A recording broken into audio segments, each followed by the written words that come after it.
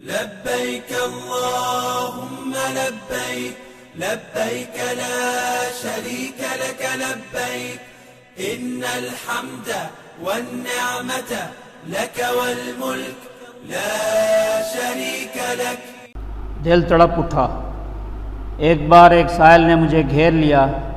بزرگوں نے سمجھایا کہ پیشہ ور بھکاریوں کو کچھ دینا گناہ کا کام ہے، خصوصاً وہ جو مساجد میں مانگتے ہیں، طرح طرح کے بھیس بدل کر، طرح طرح کے قصے سنا کر۔ یہ لوگ نمازیوں کی نماز بھی خراب کرتے ہیں اور مساجد کے ماحول کو بھی۔ اعلی علم فرماتے ہیں ان کو بھیک نہیں دینی چاہیے، یہی مال کسی اچھے نیک کام میں لگا دینا چاہیے۔ جس سائل نے مجھے گھیرا وہ بھی تمام علامات سے پیشہ ور لگتا تھا۔ جو پیشہ ور نہ ہو وہ ضرورت پوری ہونے پر فوراً گھر چلا جاتا ہے، مگر یہ تو پوری ڈیوٹی دیتے ہیں، سارا دن مانگتے ہیں اور ہمیشہ مانگتے ہیں۔ ان کے اندر جو مانگنے کا ذوق ہے وہ اللہ تعالی ہمیں اس طرح نصیب فرمائے کہ ہم اسی طرح اللہ تعالی سے مانگنے والے بن جائیں۔ سارا دن مانگیں، ساری رات مانگیں، مانگ کر مانگیں اور ہمیشہ مانگتے ہی رہیں، صرف ایک اللہ تعالیٰ سے، صرف ایک اللہ تعالیٰ سے۔ یہ ذوق حضرت سید احمد شہید رحمۃ اللہ علیہ کو بہت زیادہ حاصل تھا۔ وہ اللہ تعالیٰ کے پکے فقیر تھے، مانگنے سے نہ تھکتے تھے نہ اکتاتے تھے، اسی لیے تھوڑی سی عمر میں اتنی لمبی ہمیشہ کی زندگی اور مزے پا گئے، اور ابھی تک ان کے اعمال جاری ہیں، ان کی نوکری جاری ہے اور ان کی ترقی جاری ہے۔ پھر ایک اور بزرگ دیکھے، یہ ہمارے حضرت قاری عرفان صاحب رحمۃ اللہ علیہ تھے۔ ان کو اللہ تعالیٰ سے مانگنے اور منوانے کا ذوق اور طریقہ حاصل تھا۔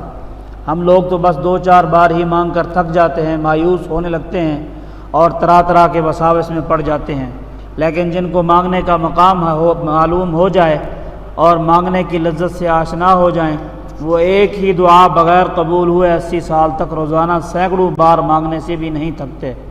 مجنوں لیلا کے پاس بار بار جاتا تھا روٹی یا کچھ اور مانگنے، اور ہر بار اس کی خواہش ہوتی تھی کہ لیلا نہ دے تاکہ وہ دوبارہ اس کے پاس مانگنے جا سکے، اسی مانگنے کے دوران اس کا دیدار کر سکے، اس کے پاس بیٹھ سکے اور اس کی منت سماجت کر سکے، اس سے باتیں کر سکے۔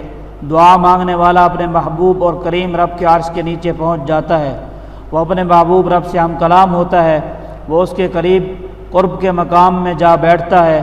اس پیشہ ور سائل نے مجھے گھیر لیا، میں گاڑی میں بیٹھا تھا، میں نے سر جھکا لیا تاکہ وہ چلا جائے، مگر وہ پینترے بدل کر دعائیں دیتا رہا، مگر میرا نظریہ پختہ تھا کہ اس کو نہیں دینا۔ اچانک اس نے دعا دی، اللہ تمہیں مدینے لے جائے۔ مدینے کا لفظ سنتے ہی میرا ہاتھ تیزی سے جیب کی طرف بڑھا، نوٹ نکالا اور اسے دے دیا۔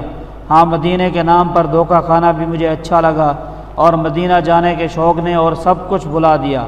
ہائے وہ دیکھو میرے آقا صلی اللہ علیہ وسلم مدینہ پاک جا رہے ہیں، دونوں پاؤں مبارک پھٹ چکے ہیں، پاک خون ان مبارک قدموں سے ٹپک ٹپک کر پتھروں کو رنگ رہا ہے، اور صدیق اکبر رضی اللہ عنہ آپ صلی اللہ علیہ وسلم کو اپنے کندھے پر اٹھا رہے ہیں۔ ارے مدینہ جانا کوئی معمولی بات ہے؟ ارے مدینہ جانا کوئی چھوٹا کام ہے؟ لوگ پیرس کو خوشبوؤں کا شہر کہتے ہیں، نادان کہیں کہ مدینہ کے نام سے ہی خوشبو آتی ہے اور سیدھی دل میں اترتی ہے۔ آپ ابھی سانس کھینچیں، مدینہ مدینہ مدینہ، دل اور جان خوشبو سے بھر جاتے ہیں۔